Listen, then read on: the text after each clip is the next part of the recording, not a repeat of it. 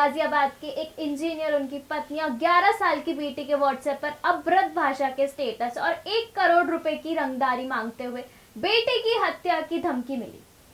साहिबाद थाना में शिकायत के बाद जब जांच साइबर सेल के पास गई तो उन्हें हकीकत सामने आई। उसने पुलिस के साथ सबको हैरान कर दिया।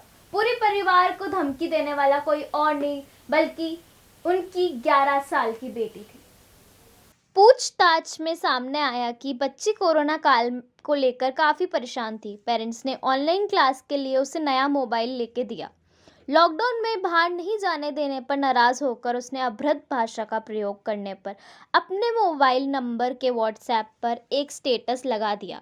पेरेंट्स ने उसे देखा तो उसे डांट लगाई। इस पर उसने मोबाइल हैक होने की बात की, जिसे उन्होंने मान लिया। इसके बाद खेल शुरू किया।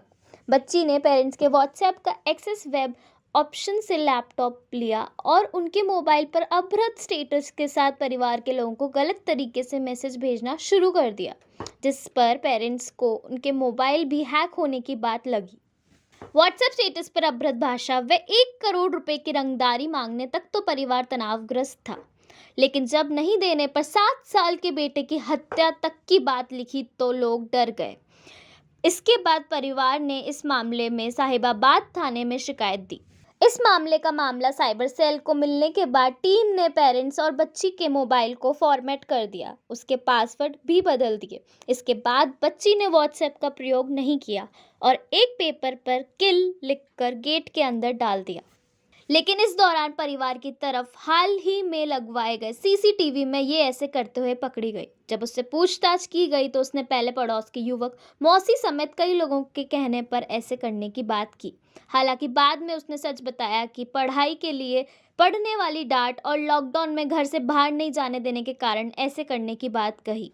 कक्षा 7वीं में पढ़ने वाली बच्ची पढ़ाई को लेकर माता पिता से पढ़ने वाली डांट से नाराज थी। साइबर सेल प्रभारी सुमित कुमार ने बताया कि शुरू में तो इस पर शक नहीं हुआ, पर जांच के बाद साफ हो गया कि बच्ची ही ऐसा कर रही है। पोल खुलने के बाद उसके पेरेंट्स को सॉरी बोला और आगे से ऐसा नहीं करने की बात कही, जिसके बाद पेरेंट्स ने लिखित में पुलिस से माफ़ी भी मांगी।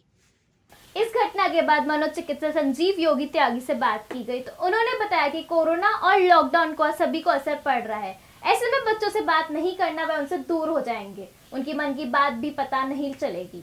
इस दौरान बच्चों को समझने के लिए इन बातों का खास ध्यान रखें। बच्चों को मोबाइल और लैपटॉप का प्रयोग किसी व्यक्ति के सामने ही करने दें, अकेले में कम रहने दें। बच्चों को समझाने के स्थान पर उनको समझें और सुनने का प्रयोग करें। कोरोना के चलते बच्चों को बाहर नहीं लेके जा सकते हैं, लेकिन उनको बाहरी दुनिया से रूबरू जरूर कराएं। घर का माहौल बढ़िया रखें। बच्चों को जिस काम के लिए बार बार कहते हैं उसे अपने पर भी लागू करें। बच्चों को समझने की जरूरत है, समझाने की नहीं। अब तक के लिए इतना ही। आगे खबरों के लिए बने रहें जन उदय के साथ। Please like, subscribe our channel Jan Uday and hit the bell icon.